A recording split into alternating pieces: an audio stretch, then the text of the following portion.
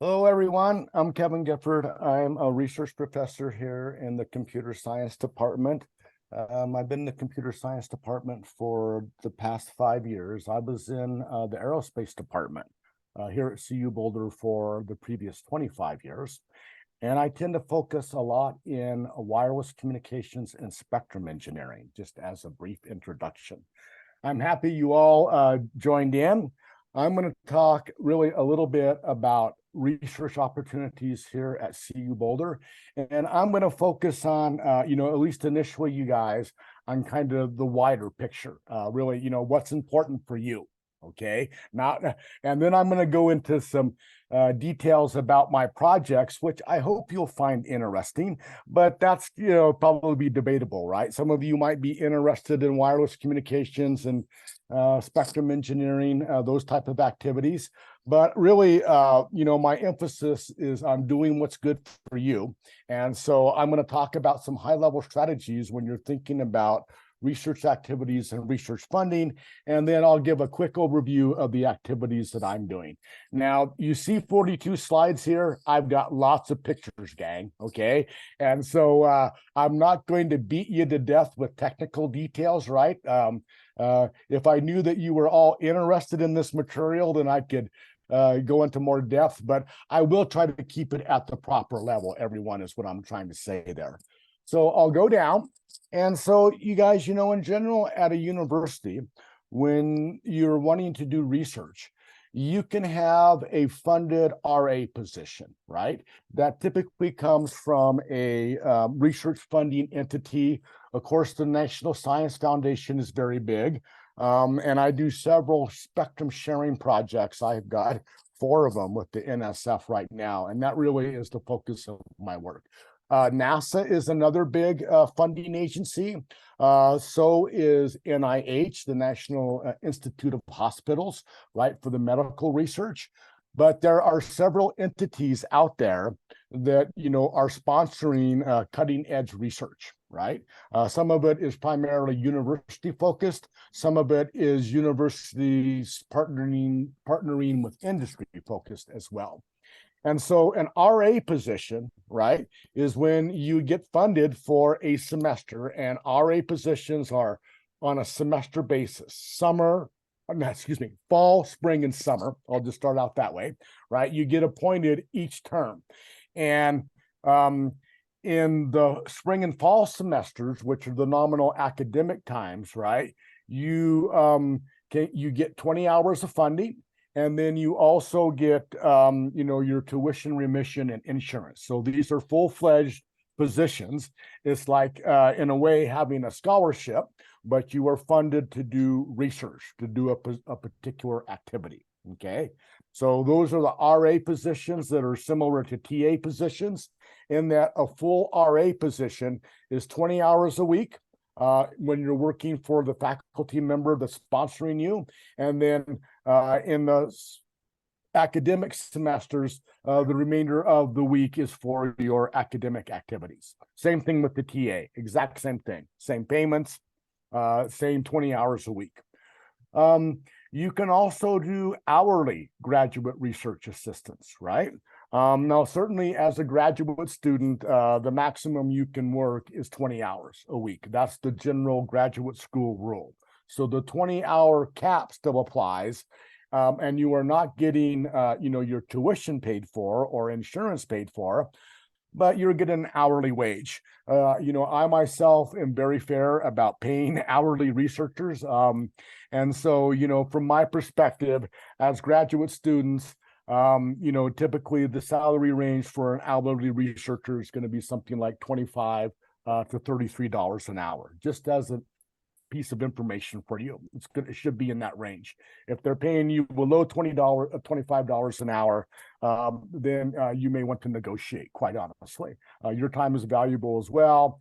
Don't let anybody, undercut your salary. Then you can do independent study classes, right? And that's a great way to get to know a professor and also get to know a topic, right? When you're doing this research, faculty want actually the number one thing is motivation. without a doubt, there's no debate. What I want to see is I want to see somebody that's motivated and interested. If you're motivated and interested, then I figure I can teach you anything, right? But if you've got a 4.0 GPA and are not motivated, then I personally don't care, quite bluntly.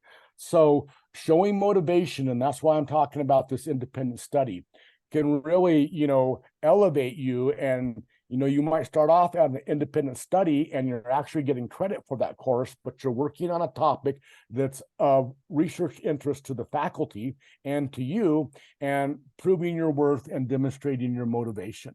So as a general strategy, honestly, whether it is as an independent study student, a GRA hourly, or an RA, or actually even more important, gang, when you're doing your interviews for positions, right? The thing that comes across best and will get you the furthest is showing your self-motivation. So I'll get off that little soapbox, gang. Those are the general positions. Now, independent study, is a nice way to do it, because you can take a independent study course for 3 hours, right? It can apply as one of your technical electives. You could take it this semester or next semester, right? And then hopefully work up to where it's not an independent study position. You're actually a paid researcher, whether it's hourly or as an RA, a full RA. So please go on mute if you're talking in the background, please. Okay. All right, gang, thanks so much for that. And let's just go ahead and talk about a little bit of the research that I do here. So in general, my research is in spectrum, right? And spectrum is the electromagnetic spectrum, right? Where, light is part of the electromagnetic spectrum. Certainly, there's lots of different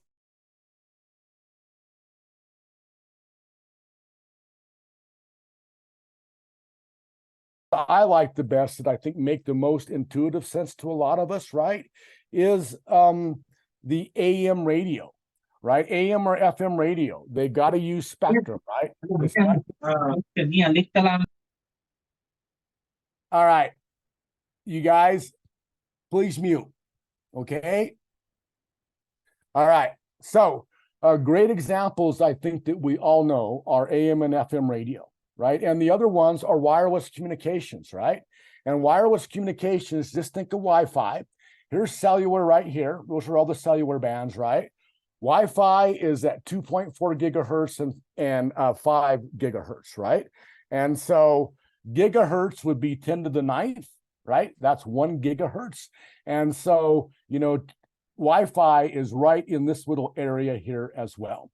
And so those are tremendous users of the spectrum, but there's lots of other things, right? Light is spectrum. Now, over to the right here, of course, I would have X-rays, right? And higher ionized energy.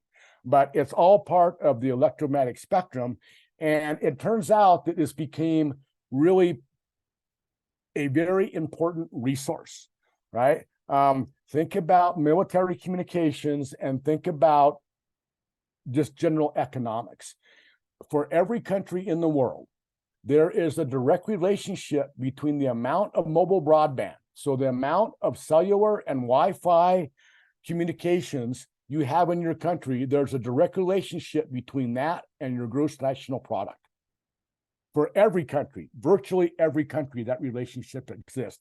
And all I'm highlighting that is because that's significant, right? And in the United States, previously, to 3GPP and cellular communications becoming so big, the Department of Defense would just squat on all their spectrum. The DoD owns the majority of the spectrum in the United States. And they could always raise the, hey, we're national defense flag, don't touch any of our spectrum. And that worked up until about 2010, okay? And now the shift has been the economic benefits and the social benefits of cellular communications are indisputable, right? I personally am not a big cell phone fan, although I got mine right here. But, you cannot deny the tremendous impact that cell phones and cellular telephony has had upon our society. And as a result, in the United States and really across the world, in the EU, in India, in Britain, what the governments have said, and the United States is the Congress has said, enough DoD, you are going to have to share that spectrum. That's how critical of a resource spectrum is. And you guys know that. I mean, what if all of a sudden we didn't have our cell phones, right? That would be a major issue. So that overall that's all in spectrum engineering. And it just so happens that right now, because of the ubiquity of the cellular market, it's impacting spectrum utilization by the Department of Defense and military agencies, because they are now going to have to share that spectrum. And so that's what this general talk is about, gang. All right, let me get my mouse. I always lose it. You guys already know about spectrum sharing, quite honestly. Think of the 2.4 gigahertz. ISM stands for Industrial, Scientific, and Medical, and that's an unlicensed band. And in that band, right, there's Wi-Fi, there's Bluetooth. Your microwave ovens are in the 2.4 gigahertz band.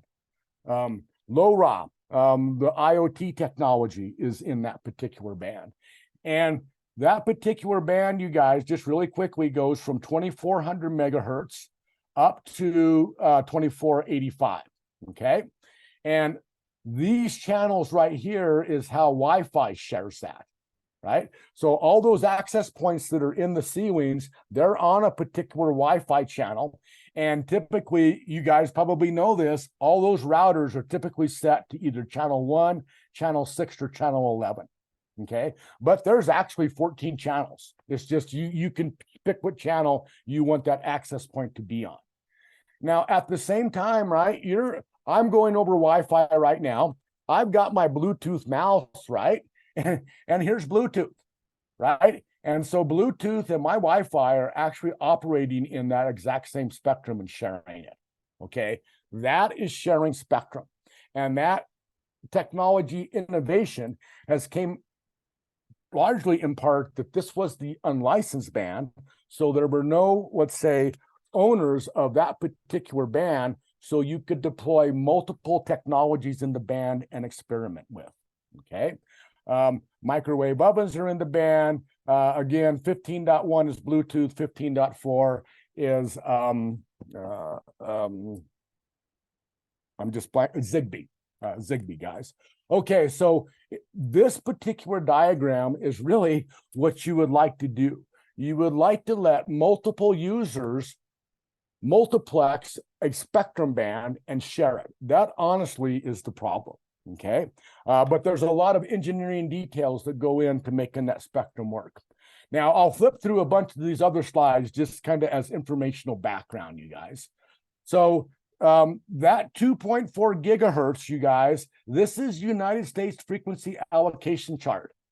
That 2.4 gigahertz is actually that little green band right there highlighted in that red circle. And this is a logarithmic scale going from 3 kilohertz up to 300 gigahertz. And look at all of that spectrum is allocated, right? And so if you want a new service, where are you going to put it? The reality is everybody is going to have to start sharing spectrum. And this particular diagram illustrates that in the United States, all the spectrum is already allocated, and it's similar in the EU, Britain, India, okay? So this is a worldwide problem. So let's talk about a different type of spectrum problem, okay? And let's talk about radio astronomy. Now, here you see, and what's radio astronomy doing? Radio astronomy uses different portions of the electromagnetic spectrum they observe in a particular band. It's like reading transmissions from Wi-Fi, right? You're the receiver, you're receiving all that information, okay? Now, the thing is that RA telescopes only receive information. They never transmit. So they are called passive transmitters, okay? Now, the problem is, first of all, RA telescopes do some cool stuff, right? To me, this is some of the coolest science ever. But the problem is that RA telescopes, they get corrupted when people are transmitting in the same band that they are observing in. Okay, and it's a worldwide problem. Okay, and so the general problem is any active emitters will disrupt an RA scientific observation if it's in the band the telescopes are observing in. As an example, here's the big Green Bank NRAO telescope. What did they do? They just banned cell phones, TV, radio, and Wi-Fi in the entire frickin' area. That's a little overreaction, right? Well, not to the town people, I would agree with that. To the scientists, I would say they're trying to get the best scientific observations they can get to explain the formation of the dawn of the universe. Okay, so you could have cell towers, right? You could have big cell towers. You know that we have them all over the Boulder area, Denver area. You could have a handheld that is transmitting Wi-Fi or cellular data that can corrupt the radio astronomy observations. This is another radio astronomy facility. It's not just one dish. This is actually the Hat Creek Radio Observatory in Northern California. These are 64, there are 44 6.1 meter dishes that are spread across this property. And the same thing happens when you enter this property. You've got to turn off all cellular equipment, right? All Wi-Fi equipment. There is no cellular availability in the entire area because they don't even want cell towers that are near this because it's going to corrupt their observations. Okay. So in general, active emitters disrupt RA scientific observations. And I wanted to show this picture really quick. I will not go into detail, but what happens is when a satellite comes overhead, if it's downlinking information, is transmitting to the ground, and if the band it's transmitting in is the same band that an RA telescope is observing in, it's going to it's going to ruin the scientific observation. And two, it's got the potential actually because radio telescopes are so sensitive that energy coming from the satellite, if it goes directly down the bore side of the antenna, can ruin the feed electronics. So it can not only corrupt the observations, it can ruin the equipment. So one last picture, you guys.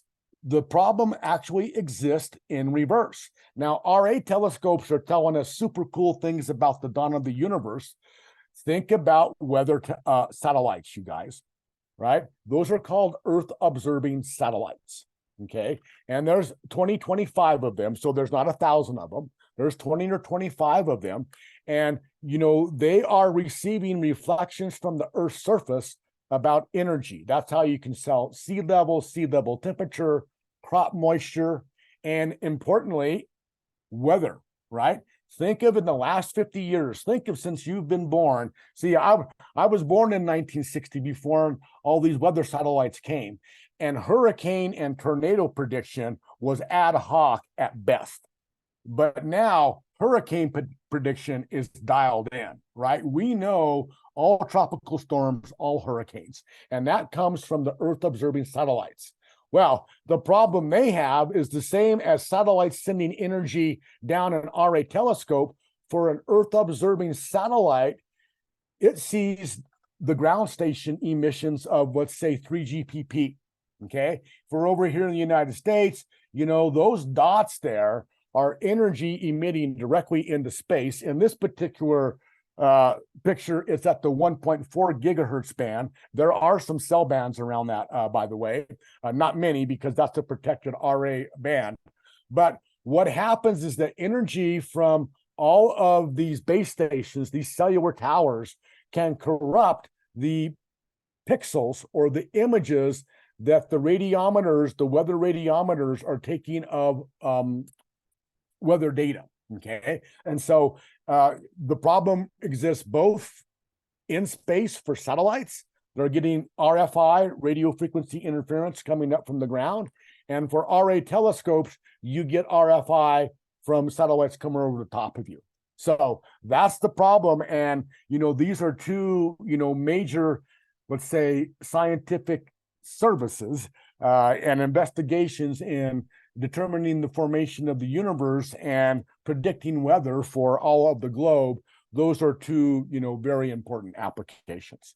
So the demand for radio frequency spectrum is exploding, but you guys have seen in, the 20 or 30 years that you've been here, everybody's got a cell phone, right? Wireless is just going crazy, okay? So the problem is we need to be able to protect radio astronomy facilities. We need to be able to share spectrum to make it more efficient. We need to protect the weather satellites that are forecasting hurricanes and tornadoes. This also needs to be done in a secure fashion. You guys, I'll tell you right now, I've given you, the primary version of what I wanted to tell you about this research. I am just going to page through some pretty pictures, and then I'll leave a few minutes so you guys can ask me questions either about the content or maybe more importantly, how to become a researcher with a professor that you're really interested in too. So, all right, I'll go past these. So our overall system really is a spectrum access system, and we coordinate access to transmitters and receivers utilizing the spectrum. This is called geospatial temporal frequency sharing, because you can share frequency from a spatial perspective, right? You can have a FM station in Boulder at 97.3 KBCO. You could also have 97.3 K Oklahoma, right, in Oklahoma City. And those are separated far enough that the energy from each of the transmitters never hits each other. So that's spatial multiplexing. Or you could just use a different frequency, right? Instead of 97.3, use 97.7. That's frequency multiplexing. You also can multiplex in time, right? You could be on the same frequency, but one of you could transmit for 1 minute, stop, another one could transmit. So you really, that in general is called geospatial temporal frequency sharing. And what we have done to protect the Hat Creek Radio Observatory, this area down here, is we have built a system that knows where all the satellites are. It knows where all of the ground stations are that are emitters, such as cell sites, right? And there are lots of other transmitters. I just use cell sites as an example that we all know, right? So we know where all the satellites are. We know what they're transmitting at. We know where all of the major cell stations are. And so what we can do when a radio astronomer wants to do an observation of some celestial phenomenon, we have built a system that allows them to do that in the most efficient manner. And quite honestly, what we do, I'll talk a little bit more about. We know the location of all the satellites. We know where those satellites are at all times.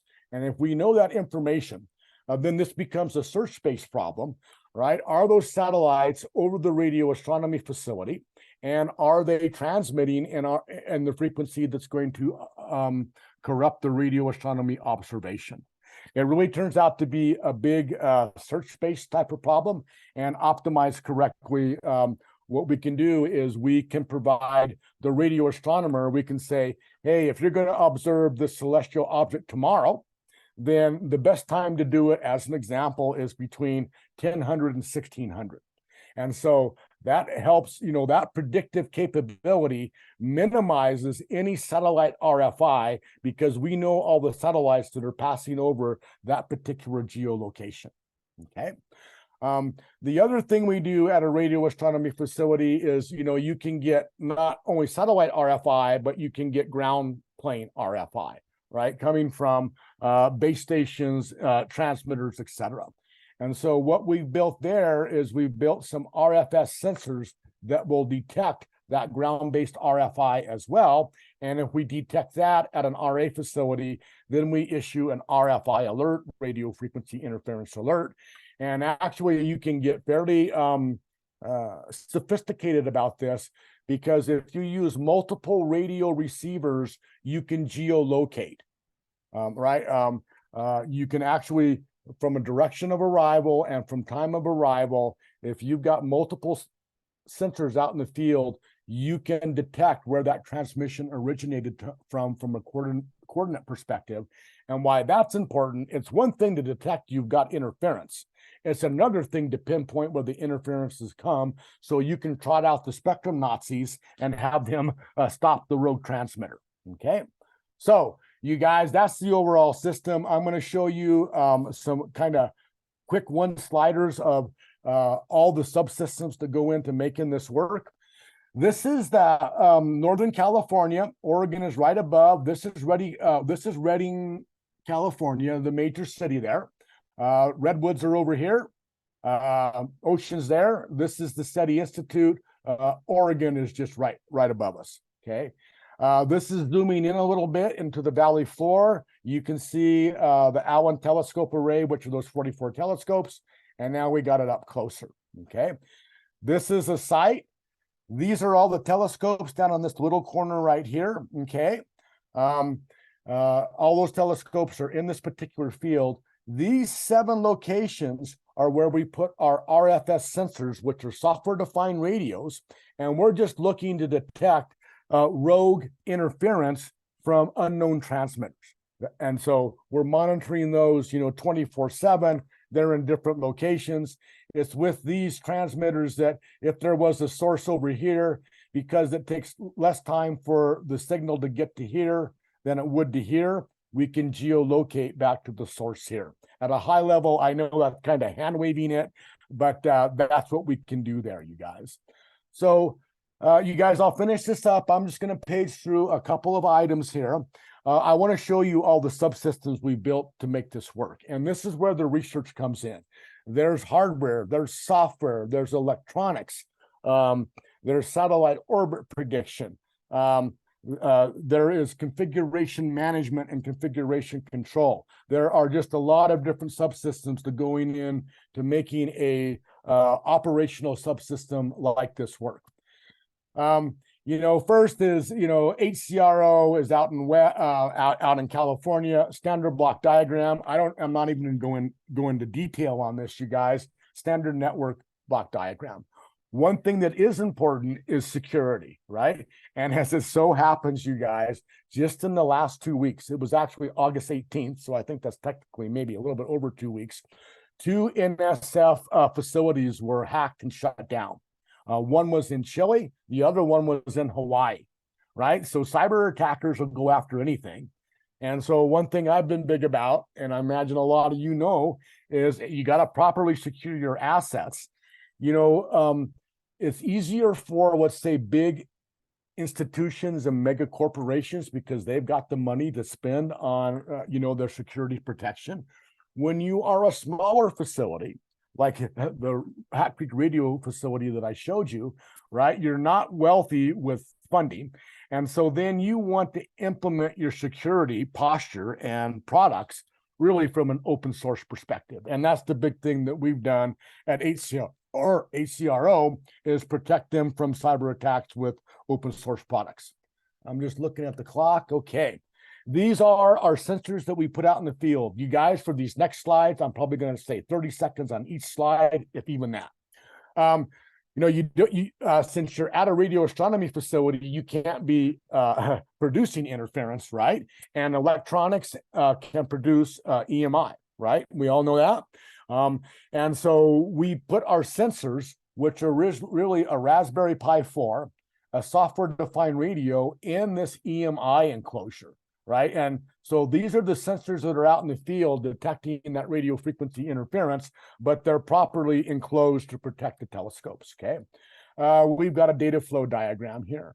One thing that is big, you guys, once you get out of, quote, just doing research on the lab, is you've got to have configuration control test beds, right? You've got to have everything identical. You got to have processes tracked. I won't go any more into that, but once you're actually operational at a national facility, it becomes a lot more about configuration management than honestly the detailed research. Okay, we put those sensors that we built on a drone.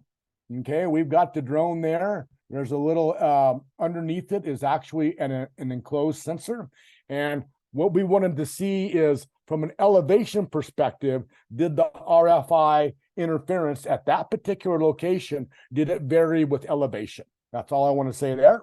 Okay. To protect a radio astronomy area, we compute how far away, if there are transmitters on the ground, how far away they would have to be. And if they are within a certain distance, let's just say here, they're too close, when the RA observation goes active, we turn those transmitters off. That is citizens band radio spectrum sharing, you guys. You have probably heard the acronym CBRS and CBRS for private LTE and private 5G. That is exactly how CBRS operates, and we won't go into detail on that. One thing I will take 30 seconds to talk about is, you guys, there are, on the order of 20,000 satellites in orbit, okay? Really, there's probably more like 15,000. 5,000 of those are kind of duplicates or orbital debris. But the thing about something in orbit is where it's at. That's called orbital ephemeral data. And you can precisely describe where those satellites are in orbit from this ephemeral data. Now, when you have to do it for 15,000 of them, right, then it becomes a little bit more difficult of a problem. But what we do is, since we're at HCRO, right, that's the geolocation that we're at, that Redding, California, essentially, SETI Institute. When those telescopes are going to do an observation, we know those exact coordinates where they're at, and we know where that telescope is pointing. We know the celestial object is trying to observe. From that, so we know that geometry, and then we know the geometry of all the satellites that are going to go over that particular ground track, okay? And so from that perspective, we can compute when the optimal, i.e. zero or minimal satellite RFI, would be received at that telescope. And it's a generic capability. We can do this for anywhere in the world, okay? And so that's some of the secret sauce that makes this all work. Okay. We are getting our data from both national, let's say, registries, and from some websites where we're just trying to get the most complete picture we can get. And what we do is, once we compute that optimal time window, we encode that in what is an industry standard spectrum reservation format. This is what the CBRS domain utilizes. And what we've done is, we've just, really, you got to know where you're at, right? You got to know when you're going to transmit and when you're going to stop, right? Date, time, start, date, time, end. You got to know what you're looking at. But with with telescopes, you could either have one big telescope, or you could have an array, say all 44 of those telescopes looking at a particular object, and then you just provide the parameters about those different telescopes, okay?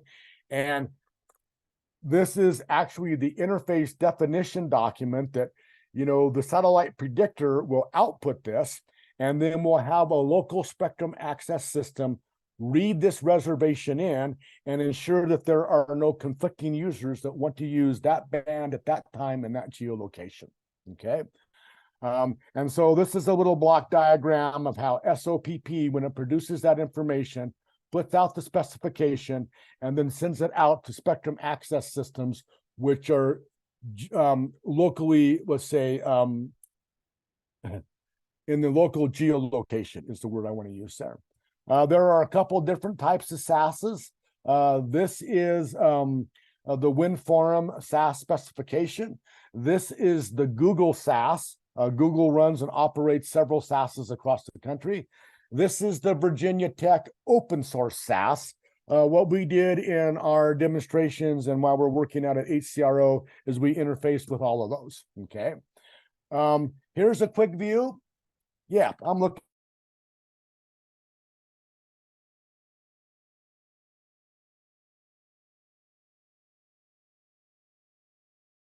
mousing over, and here is G, the gate sensor. So it was one of those sensors that we put up, and remember that there's 7 all around. And so in the control room, they can look at, what the power level is on that particular sensor. We also, look at the temperature of the sensor and the enclosure to make sure things aren't getting too hot. Other things, are we swamping the CPU, running too hard? We've got a bunch of statistics. There's a bunch more historical data like this, but really what it does is it allows the local operators to understand their domain, and it allows us to operate our systems at, nominal status, right? What you don't want to do is get into an off nominal situation. You guys, this is a picture of what SOPP, the Satellite Orbit Prediction Processor, output. We were going to do, we actually did this observation. This was during spring break, right? Spring break here in March, last week of spring. And we had a satellite, and I'm trying to remember the exact name. It's been a little bit, but what we wanted to do was demonstrate this at NSF. And so we took a satellite that we knew periodically came across Hat Creek Radio Observatory. And then we said, okay, let's figure out the best time to observe that satellite. Okay. And so we just made a plot from 10 a.m. to 7 p.m. was what that would be, our UTC. And, the big thing is that now the radio astronomer can say, okay, if I observe from 10 to 2, 1400, it looks like I'm going to have a maximum of 3 satellites that potentially could interfere with me anytime that hour. Okay. There at 2 p.m., there is actually one satellite that is going to look right down the antenna bore site, right? And so you definitely want to avoid that. So this information, we provide this to the radio astronomer, and then they program when they want to do the actual data gathering using those telescopes based upon this information, and the output is a satellite RF-free observation of the object that they are looking at with their telescopes. Okay. All right. So, that's what the telescopes look like when we want to look at an observation, or once, the reservation goes active, the satellites spin and articulate themselves towards the celestial object and start reading the data. And here was that satellite that we were spotting, right? This was the information that we were using, that we were predicting where the satellite would be. And then we just took and actually using our, everything with SOPP, we predicted when that satellite would overpass. Now, if you get into the weeds here, we are off by 58 seconds, which from a satellite coming over the top of you, that's actually a big amount of time, right? But this was the very first time we've done this. Actually, the problem here was that the satellite was not transmitting nadar straight to ground. It was transmitting off to the side, okay? Because its ground station, as an example, this was right over Hat Creek Radio Observatory in Northern California. If the ground station was in Los Angeles, right, directly south, then as that satellite was coming over, it would skew its transmission antenna to point towards the ground station, okay? So what we've been doing is refining all these subsystems over the summer. And you can see in this particular project, there are a whole bunch of different subsystems. This is the geolocation, right? Where you can have multiple antennas or receivers out in the field. And then what you can do from that is, if you can coherently sample those multiple antennas, then you can very, very accurately geolocate in 3 dimensions the source of the rogue interference. And so that will have lots of implications as well. I won't talk about that. I'll stop here, you guys, because honestly, I want to open it up to questions. This is the website, you guys, and it is colorado.edu/lab/WIRG for Wireless Interdisciplinary Research Group. If a few, I'd hope that all of you, but I'm going to be realistic. If a few of you are really interested about the wireless communications, about spectrum engineering, A, please check out the website, and B, feel free to shoot me email if you're really interested, and we can talk further. So at this point, you guys, I'll just go back. Overall, it's the university, right? You can have TA positions to get your funding. You can have research assistant, positions. That can be hourly or it can be independent study. A general piece of advice is if you want to approach a faculty member, either about any of this, right? Independent study, an hourly GRA, or just an RA that's, your standard RA position, right? Understand their area of research, right? For me, it's spectrum engineering and wireless communications. You wouldn't want to come and talk to Kevin about, natural language processing, right? Or AI ML. I know a little bit about both those areas, admittedly enough to be dangerous, but enough to know, I'm not even close to an expert in those domains. So if you want to, you need to find a topic and a faculty member that is doing that topic that, you would have interest in working for. And then I will tell you the number one thing is just being courteous and showing self-motivation. Don't come in and try to show me that you're the smartest thing that's ever been on earth. Show me that you know how to work, and show me that you're excited and motivated about the opportunity.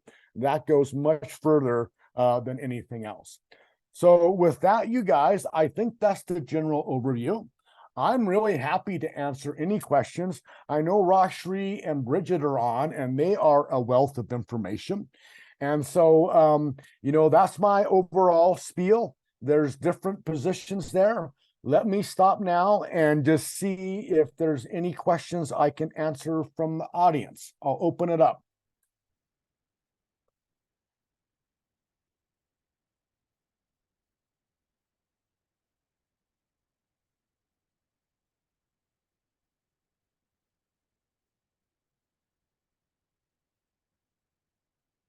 Okay, I see a bunch of people on mute. Yeah, look at gang. I think in general, as these go forward, I've looked at the topics list and you're going to get some cool topics. Okay. There are a bunch of really smart people in the computer science department that are doing really cool research. Okay. So you're going to learn about some really cool topics. And so if you're just sitting in to kind of get an overview of a cool topic that a faculty member is working on or that you may have interest in, that's fantastic. This particular hour here where we're talking about, potential opportunities downstream for funding. And I know there's topics such as conferences and other support. I've seen that layout and that looks really beneficial for everybody. I'm not, I see, I'm just going to look in chat in case anybody says anything. Okay, no particular question. Well, look at gang. Then I would say this. Somebody come off of mute and ask a question, or I'm going to give you back 15 minutes of your day, which is not a bad thing either, right? You guys, none of you professed that you were into spectrum engineering or wireless communications. I wanted to kind of talk broadly about these positions and about my little tidbit that I'm doing. There's 75 other faculty members in CS that are doing super cool stuff as well. And so, if you're looking for research activities, just, recon what they're doing, be polite, and, reach out to them and show self-motivation and say you'd be interested in discussing how you may be able to help each other. That's what I always look for, even with the student. How am I going to help them? If they're going to be a researcher, how are they going to contribute to my research projects? So going into it with that mentality of how can we help each other, I've always found that to be a solid strategy, no matter who I deal with. I'll stop there. Bridget, Rashri, you guys want to say any final words?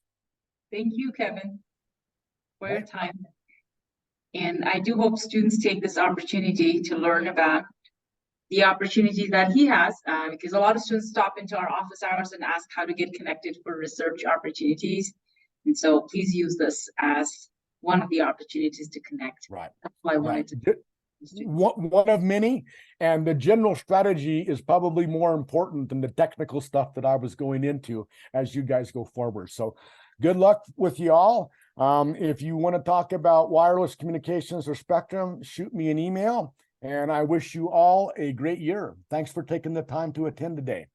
Great. Ciao Thank all. you, Ken. Bye now. Okay.